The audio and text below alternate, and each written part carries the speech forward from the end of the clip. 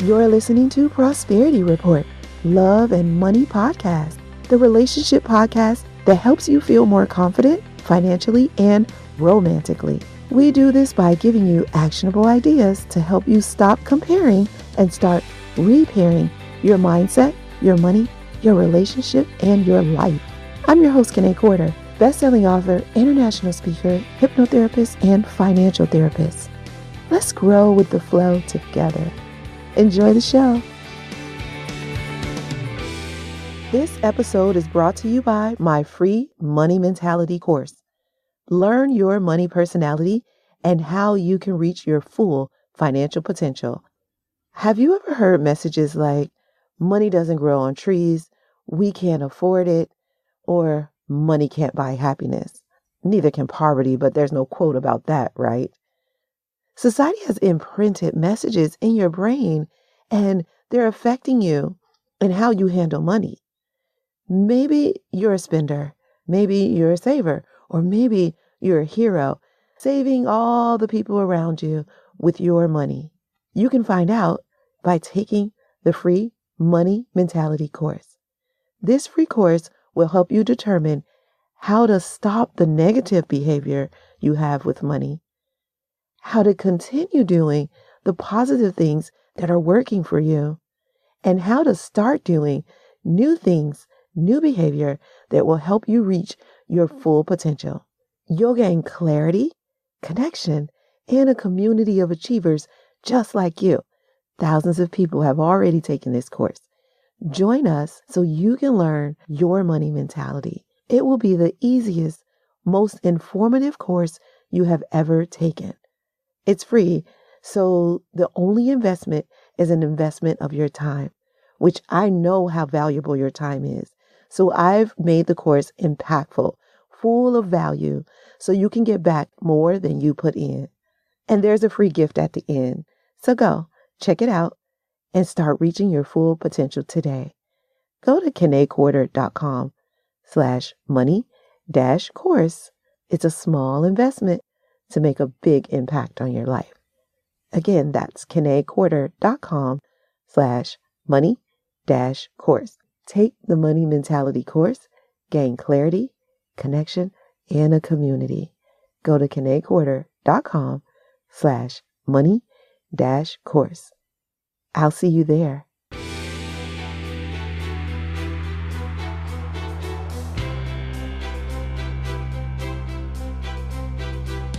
Hey guys, this is going to be an incredible show. I have one of my favorite people here, Tom Evans, and Tom is going to tell us so many things that you have not heard before, because that's what Tom usually does. Hey Tom, thanks for joining me. Oh, it's lovely to be here. Thanks for sharing the time.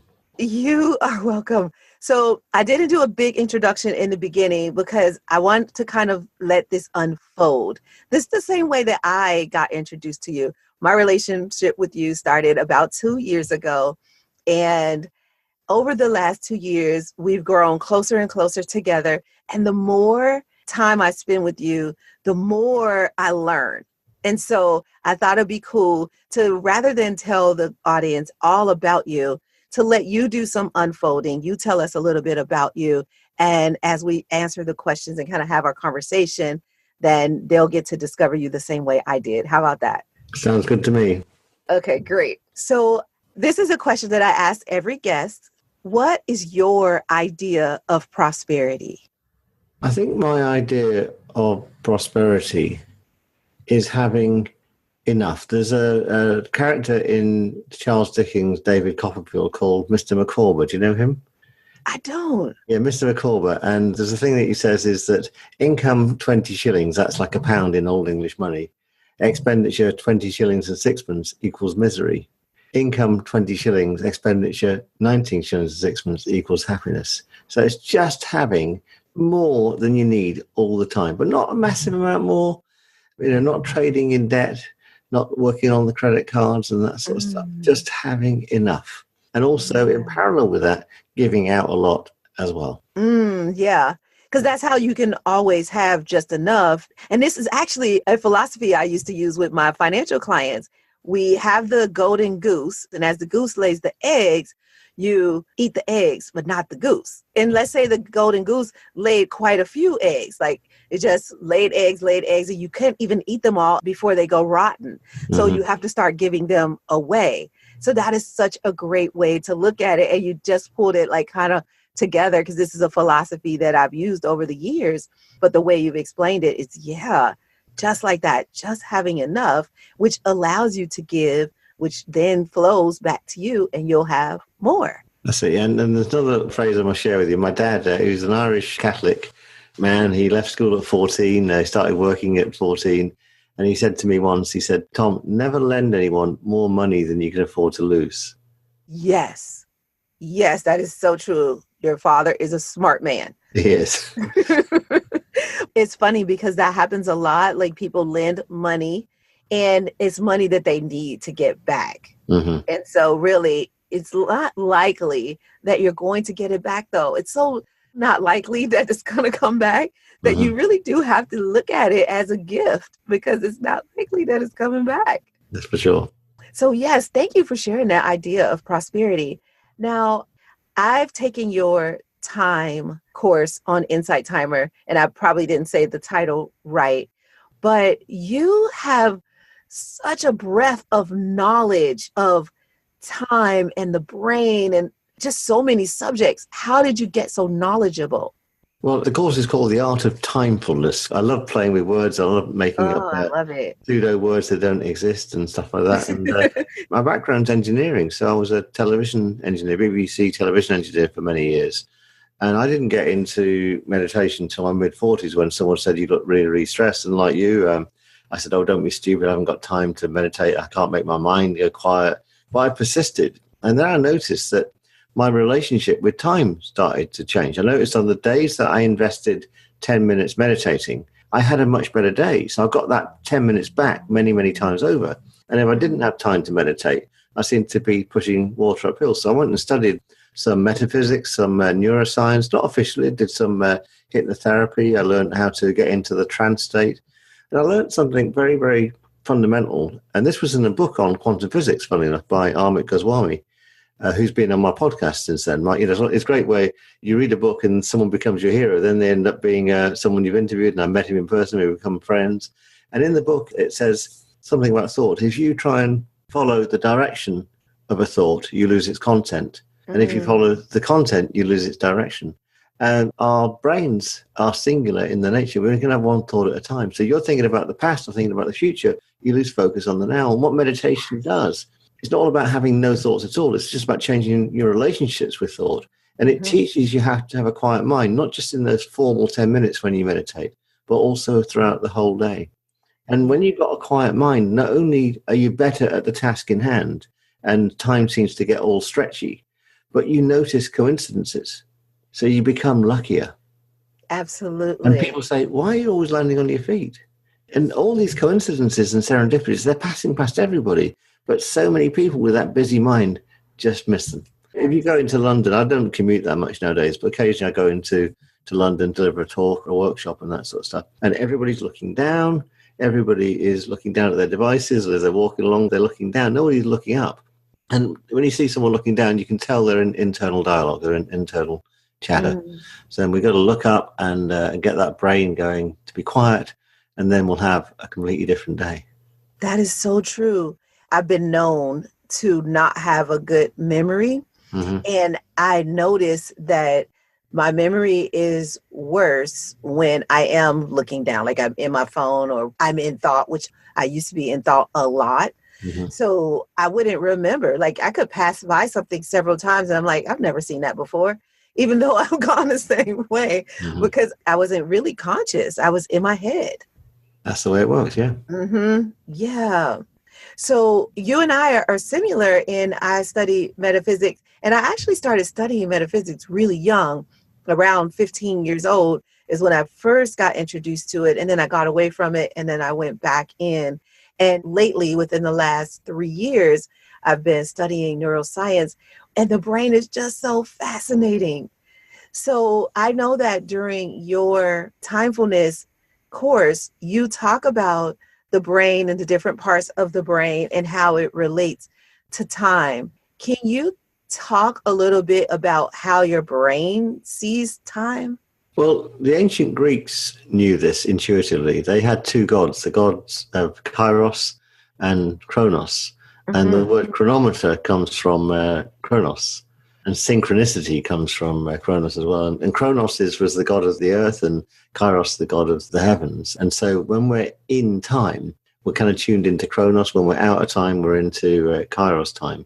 There's a great book called The Master and His Emissary by a guy called Ian McGilchrist. Massive book, really, really thick book. He studied the left and right hemispheres of the brain for many, many years. And in the old days, any theory about left and right brain was done looking at someone who had some trauma. So there was a guy called Roger Sperry in the 60s, and he got a Nobel Prize for noticing the brain had an asymmetry.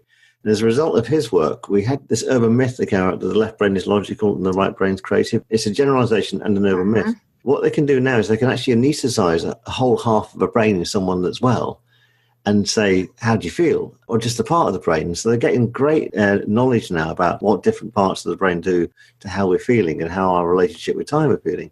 And obviously at the same time, they can measure then brain activity with MRI scanners and stuff like that. But even MRI scanners are a few seconds behind what's actually going on. And this is still a generalization, but it looks like the left brain sits inside space and time, and the right brain sits everywhere and everywhere else. So someone that's right-brained might be a bit dreamy and never get anything done. Someone that's left-brained might be quite anal, if I could say that word on the podcast. Yeah. And the devil is in the detail. And if you do an image search on, remember Tom and Jerry, the cartoon? Yeah. Do an image search and put devil on the shoulder, Tom and Jerry into Google, and you'll see the pictures. The devil is always on the left shoulder and the angel is on the right shoulder. So we've got this wisdom encoded into our culture and into our psyche. Now, some people are different. If you've got dyslexia, you might be slightly wired differently. People that have grown up with a pictogrammic language like a Chinese or Japanese and this sort of stuff, they're wired slightly different. But in general, most people have got this bias. So the left brain sits inside space and time, the right brain sits everywhere else.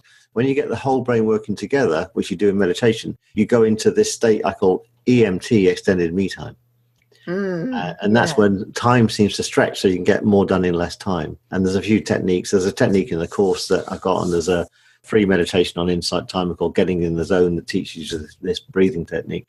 But it gets weirder than that, because it's known now that our neurology just isn't in our brain. Our brain is not just a generator of thought, it's also a receiver of thought forms. And these thought forms come from the collective consciousness, but also they come from our other internal mind centers. It's known now that the heart is an active mind center, the gut is an active mind center. And it looks like that the heart and the gut actually work ahead of time. You know, so you've ever known the phone's about to ring and who's on the phone? I love that. Knows that, you know? And so I've come up with these other two acronyms in the Timefulness course called IMT, which is inner mind time, which is just a little bit ahead of time, and OMT, which is outer mind time, which is more like the Kairos time, if you like. It's the collective time. And it's our ability not just to tune into the past, into memories, which is why your memory improves when you jump out of the inner chatter. But also, it's my belief and understanding, it's equally as easy to tap into future memories as it is past memories. And I guess a good example of that is Leonardo da Vinci, who started to draw helicopters and parachutes and this sort of stuff. So when you get a bright idea and a light bulb moment, and I wrote a book about this, my personal belief is you're tapping into a future memory.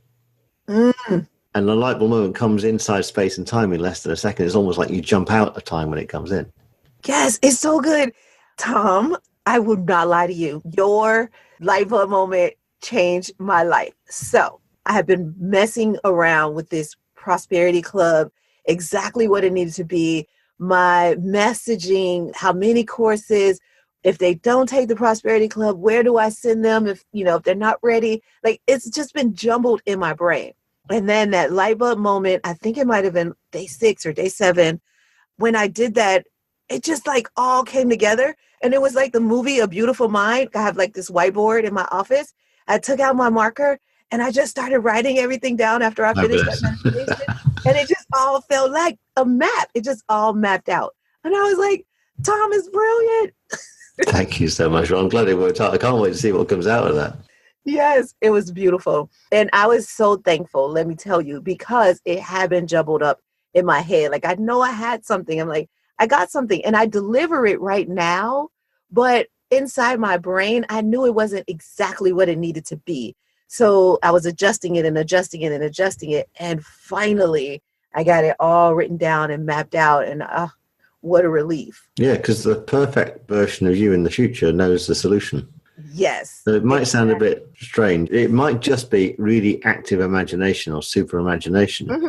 But if you just imagine that model, it seems to work. And to me, even though I'm an engineer, I'm also an empiricist.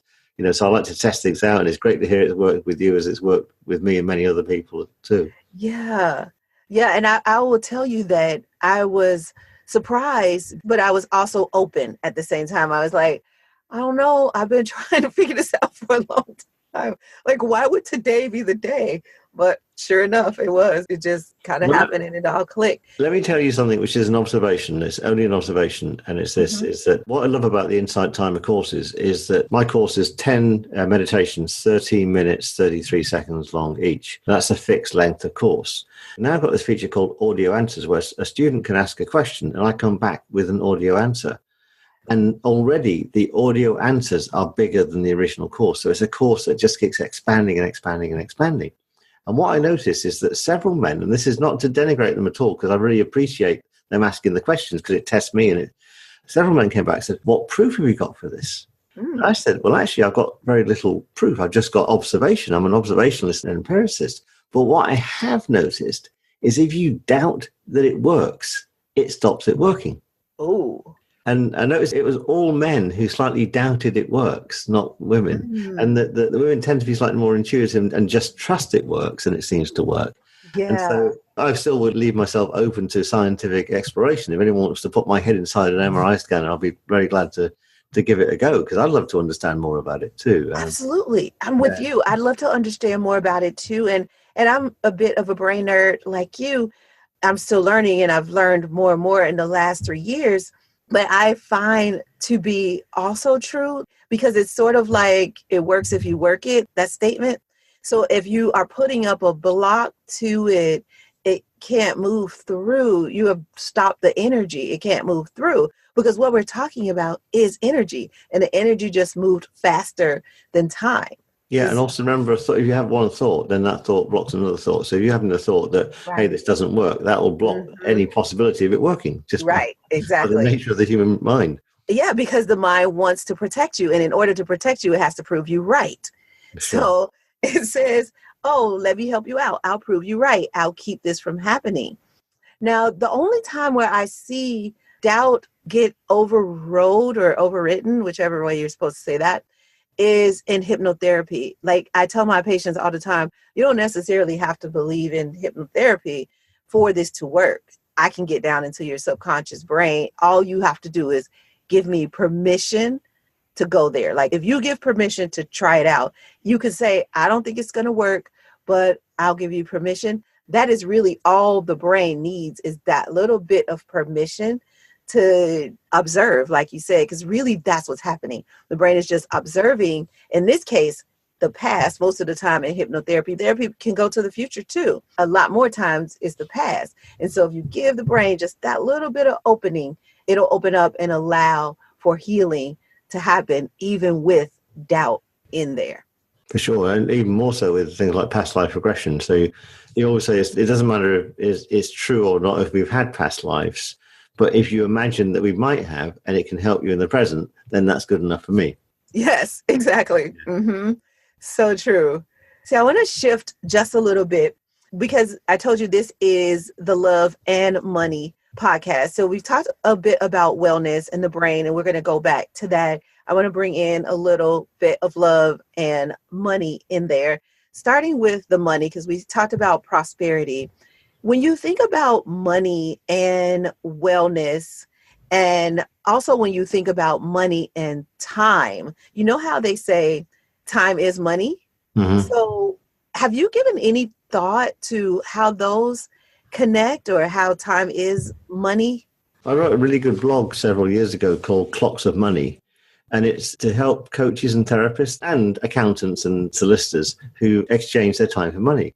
And if you've got a theoretical, an hourly rate or a daily rate, how do you increase that without just changing your daily rate? And Mm-hmm. is in that meditation, 10 minutes of meditation every day. And you can change the speed of your mind and change the speed of the passage of time. And it works very, very well in one-to-one sessions. And it works well in one-to-many sessions as well. So I started to run many workshops now in quite large businesses, especially in London. And I teach them how you can actually make a meeting stretch out. If you've got the fixed linear time meeting in that room, you can change the speed of time so you get more done with less time. And what you do is you just change the speed of the breath. So you just slow your breathing down and you can actually change the speed of the... I did a talk the other week and there was a series of workshops all day and the person before me overran. And the first thing I did, I got into the room and said, look, we did have 45 minutes. Now we've only got 35 minutes. I'm still going to deliver all that content and more in that 35 minutes. To the minutes, I'll help the next person catch up as well. First thing we're going to do is I'm not going to start speaking at a rate of knots or speak any quicker. Let's all just breathe together and slow down. That's the secret to one of the secrets to changing the speed of time, changing the speed of your breath. Wow, that's so true. I see that. I so see that. And I've actually used that analogy since I've taken your course. I also use that and I've seen it work. Mm-hmm. And I will say, I notice if there's tension, like if people are upset, then time is governed by the speed of that conversation. Mm-hmm. And usually when we're upset, we're breathing like fast. But if we're we're really enjoying it and we're like slowing it down, we just take those slower breaths, then we can have better conversations, clearer conversations. We can understand each other more.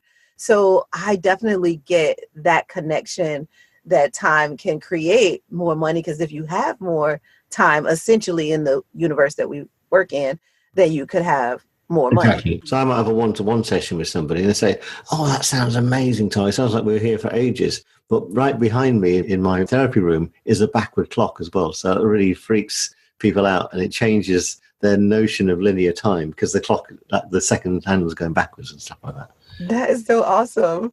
So how do you equate this into relationships? So like if somebody stays together, if they stay together a long time, that like defines a relationship. Oh, they've been together a long time, must be good or whatever.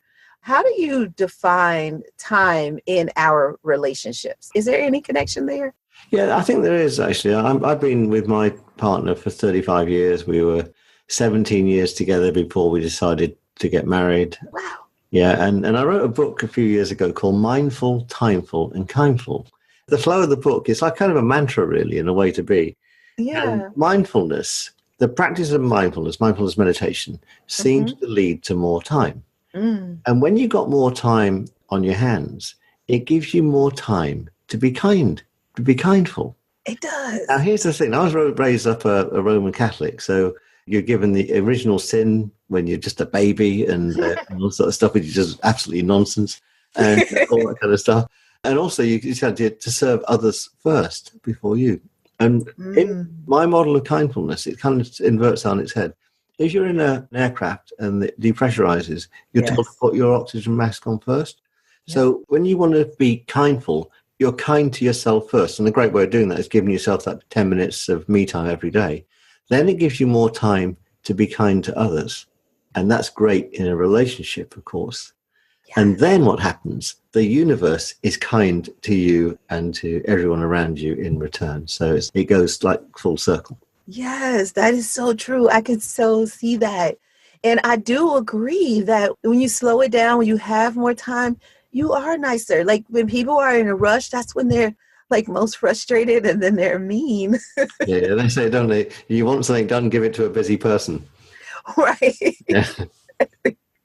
I like that because I use EFT, which is a way that I counsel couples, but I don't use all the principles because I'm not trained in EFT. It's just something I learned in school. But one of the principles that I like the most is slowing down the dance.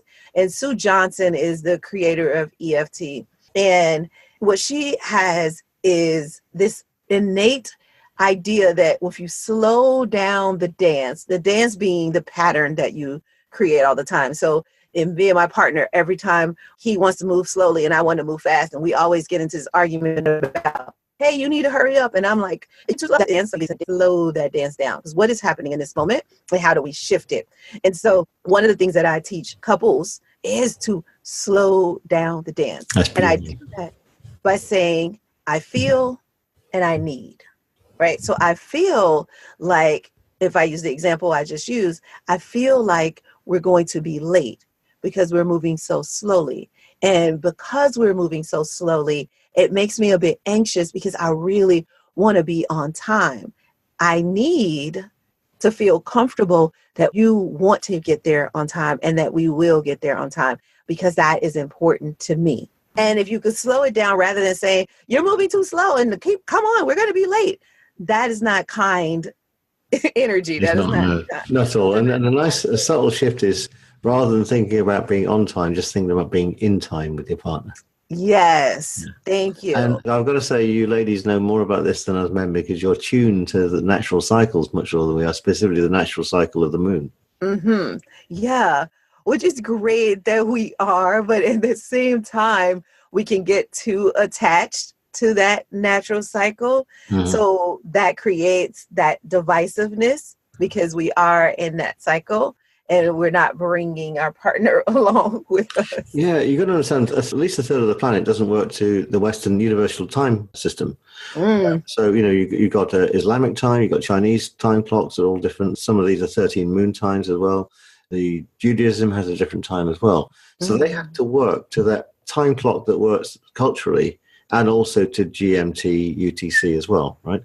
And in the same way, it's great that we're two different time zones, but we turn up on Zoom exactly to the minute, which is really very Yes. useful. We don't want planes landing at an airport all at the same time. We like them to land at different times. Yes. The beauty of being timeful and the art of timefulness is to sit inside the time system for when it suits you, but also to be able to jump out of it when you're working on creative tasks and stuff like that. I've never worn a watch, Mm. and I'm never, ever late for a meeting.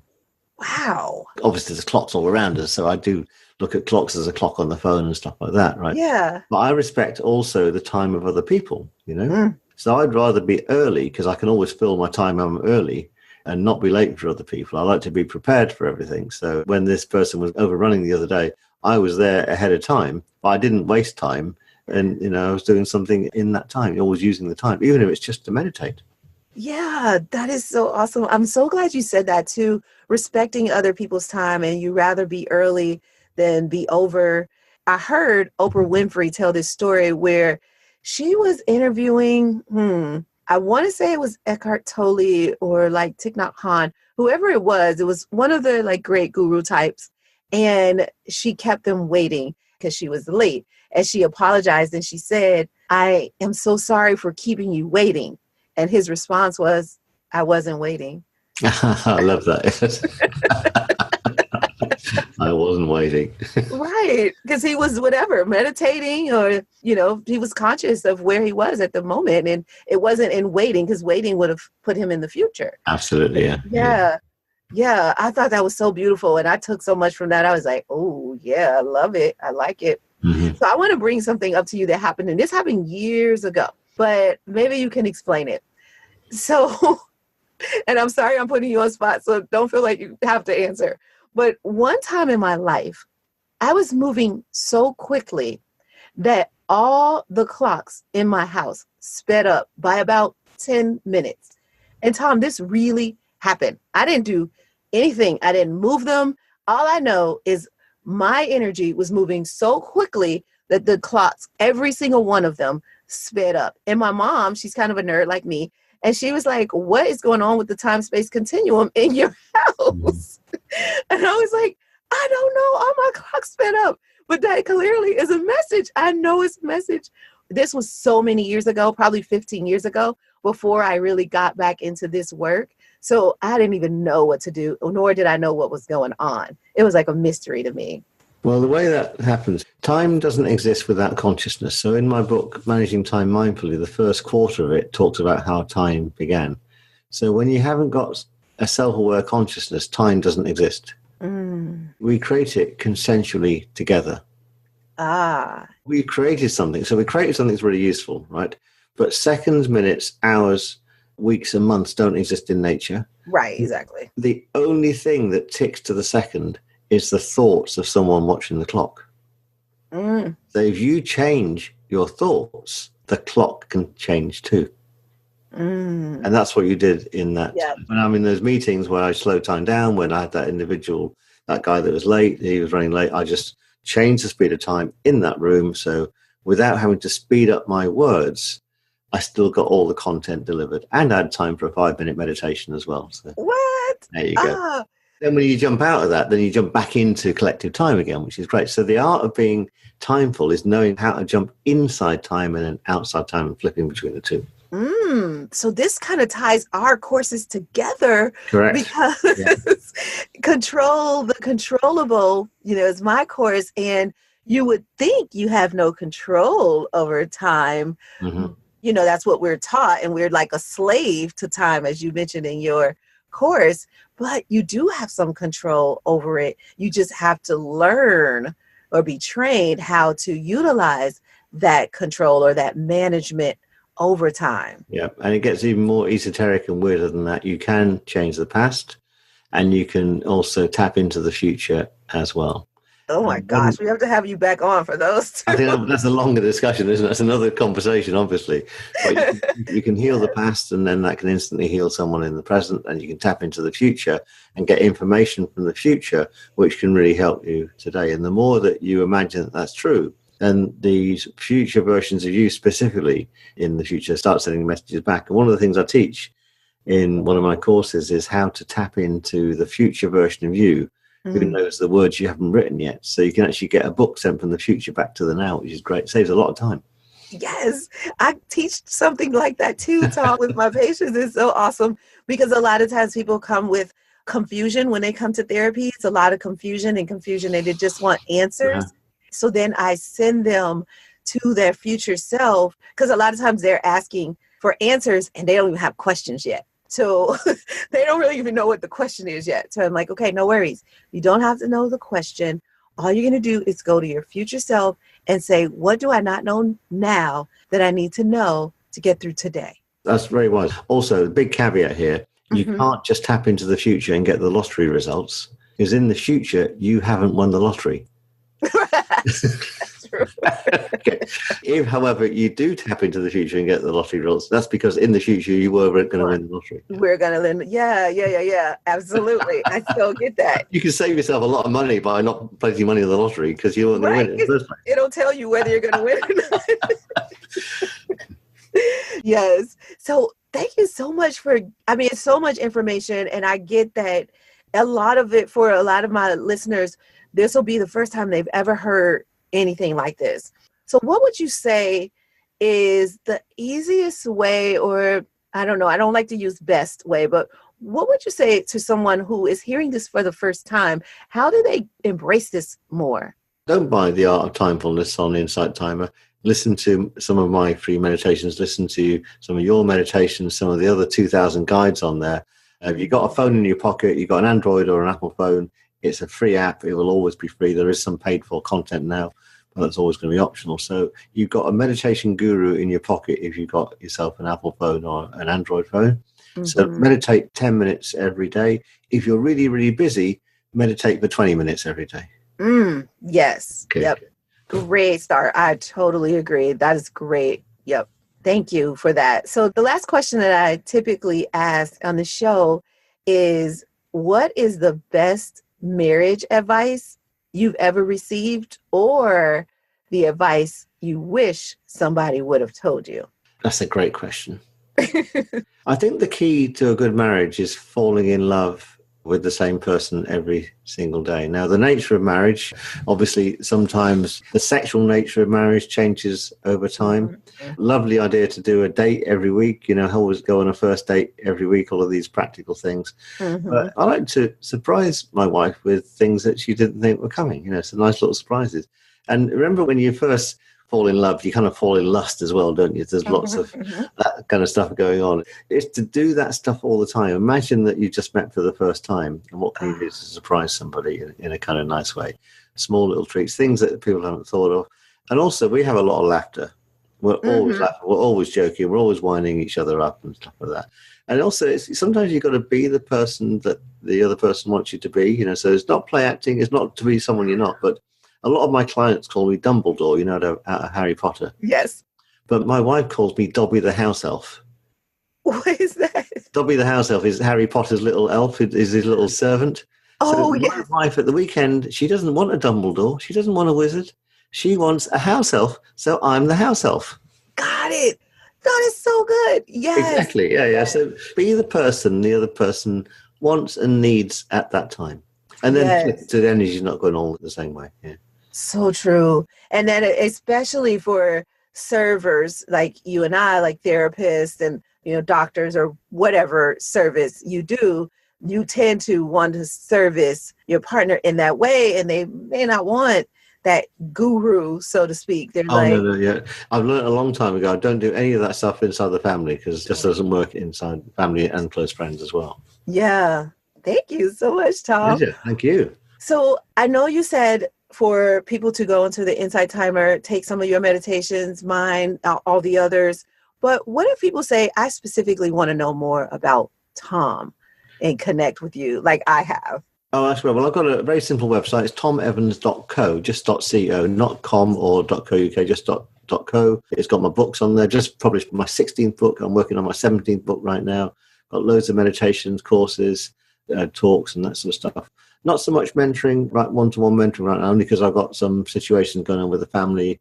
My father-in-law's had a stroke, so I need to take a bit of time out just to look after the family right now. So I've just wound that side of the business down for a few months while that stabilizes. But certainly, you know, start with one of my books, start with one of my free meditations, lots of wisdom in there and lots of fun as well. And I take this kind of woo-woo stuff not very seriously, and I try and inject humor and practicality in it all so it's accessible and understandable. And someone said that to me, what you do is you make the esoteric exoteric. You make the unknown and occult understandable and known. Yes. Well, I am so excited to connect with you on this podcast, but really I'm excited about our relationship as a whole because I cannot thank you enough for connecting me with Insight Timer, because even though I followed you for 2 years before I reached out to you, when I reached out to you, it was like you knew me, like we were friends. So I want to thank you so much for connecting me with Insight Timer. It's my real pleasure. A big hug across the pond. Thank you. It's time for 5-minute activation, a quick financial therapy session to get you activated and on your way to increasing the love and money in your marriage. So can I get 5 minutes of your time? Just 5 minutes for a financial therapy activation. They say a lot of things about time. One of them is time is money. That alone can mean a lot of things. But in its simplest form, it's referring to the idea that each one of your minutes has a dollar amount associated with it. This is a relatively stressful way to live and think about time and money. I lived this way at one time, actually for a very long time. Then one day I decided I wouldn't trade my minutes or my hours for dollars anymore, because I began to believe that time was relative and precious and priceless. It was more valuable than the dollar amount I could associate with it. Letting go of the idea that we must be somewhere or do something that creates income gives us this false idea that we earn money. We actually don't. So if I spend an hour doing something, I deserve a return on that investment in the form of a dollar amount. However, when the return is energy you've created during that task, money is attracted to you anyway, because money is energy, just like time. Time is energy. If you are doing heart work rather than hard work, time wouldn't matter so much. Have you ever loved a task you were doing so much that you did it for longer than you even thought you would? In this example, you may have said, time flies, because you were in the flow and the energy was flowing. But if you ever had to do something that you hated or that was very difficult for you, time may have stood still, or at least really slowed down for you. As time went on and tasks got longer and longer, and it felt like it would never end. Do you charge different amounts of money for your time if the task is easier or more difficult? Well, you get into a bit of trouble when you think of it that way, because if you do something well, you're probably thinking you should get paid well for it. But if you do something well, it's probably easy for you and time is flying and you're flowing, which is creating an awesome energy all around you. But if you're finding the task difficult, then what, do you get paid more for it? Or does it cost more of your time or take more of the money? Yeah, this is a complex thought. If you could trade hard work for hard work, time wouldn't matter so much. Money is important to buy things. Buy the things you want, it costs a certain amount. If you count your minutes with dollars, euros, pesos, yen, or any other currency, the exchange rate will not always add up or work out in your favor. But if you could see time as its own currency that you could utilize to create the life you desire, you would no longer trade time for money. Spend time doing priceless activities that warm your heart. And when the tasks are difficult, connect your why to them, as your why power will get you through them.